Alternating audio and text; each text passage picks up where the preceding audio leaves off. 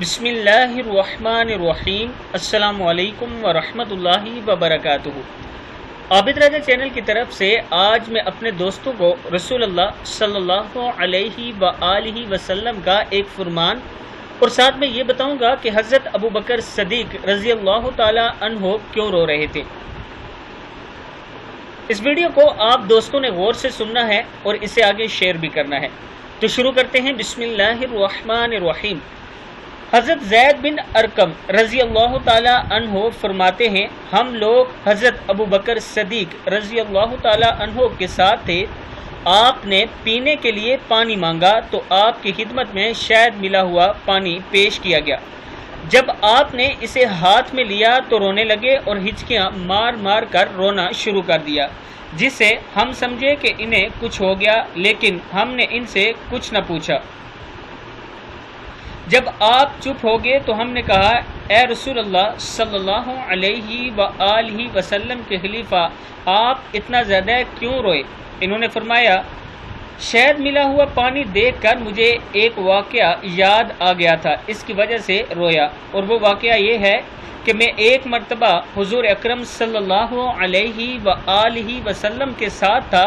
اتنے میں نے دیکھا کہ حضور اکرم صلی اللہ علیہ وآلہ وسلم کسی چیز کو اپنے سے دور کر رہے ہیں، لیکن مجھے کوئی چیز نظر نہیں آ رہی تھی۔ میں نے عرض کی، یا رسول اللہ صلی اللہ علیہ وآلہ وسلم، یہ کیا چیز ہے جسے آپ دور کر رہے ہیں؟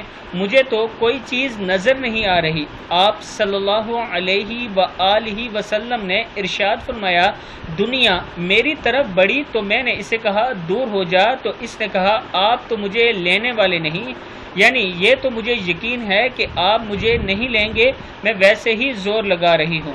حضرت ابو بکر صدیق رضی اللہ تعالی عنہ نے فرمایا، اس واقعے کو یاد آنے سے میں رویا تھا اور شاید ملا ہوا پانی پینا میرے لیے مشکل ہو گیا، اور مجھے ڈر لگا کہ اسے پی کر کہیں میں حضور اکرم صلی اللہ علیہ وآلہ وسلم کے طریقے سے ہٹ نہ جاؤں اور دنیا مجھ سے چمٹ نہ جائے۔ یہ نیچے کتاب کا حوالہ موجود ہے، آپ دیکھ سکتے ہیں۔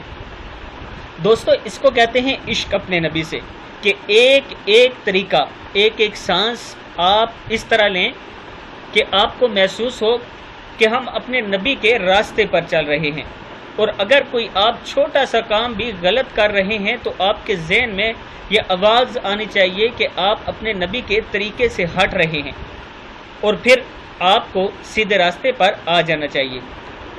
اب یہاں پر حضرت ابو بکر صدیق رضی اللہ تعالی عنہ کا رونا ہمیں یہ سبق دیتا ہے کہ ہمیں بھی نبی اکرم صلی اللہ علیہ وآلہ وسلم کے ایک ایک فرمان پر عمل کرنا چاہیے، اور دنیا جو انسانوں سے چمٹنے کی کوشش کرتی ہے اسے دور کرنا چاہیے، کیونکہ یہ نبی کی سنت ہے۔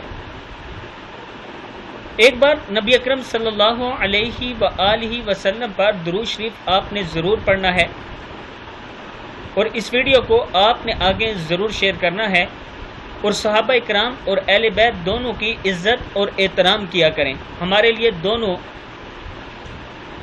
مقدم ہیں، ہمارے لیے دونوں عزت والے ہیں، کیونکہ ایک طرف نبی کے شاگرد جنہیں آپ صلی اللہ علیہ وآلہ وسلم نے خود کلمہ پڑھایا تھا، تو دوسری طرف نبی کے گھر والے ہیں۔ ہم دونوں کی عزت کریں گے، احترام کریں گے، تب ہی ہم نبی کے سامنے حاضر ہو سکتے ہیں، پیش ہو سکتے ہیں قیامت کے دن شفاعت کے لیے، نہیں تو ہم کس منہ سے ان کے سامنے جائیں گے اگر ہم ان میں سے کسی ایک کے ساتھ بغض یا گستاخی کریں گے۔ اس سے پہلے جو ہو گیا اس سے توبہ استغفار کریں۔ آج کے بعد دونوں ہستیوں کی، صحابہ کرام اور اہل بیت دونوں کی عزت کریں، دونوں کا احترام کریں۔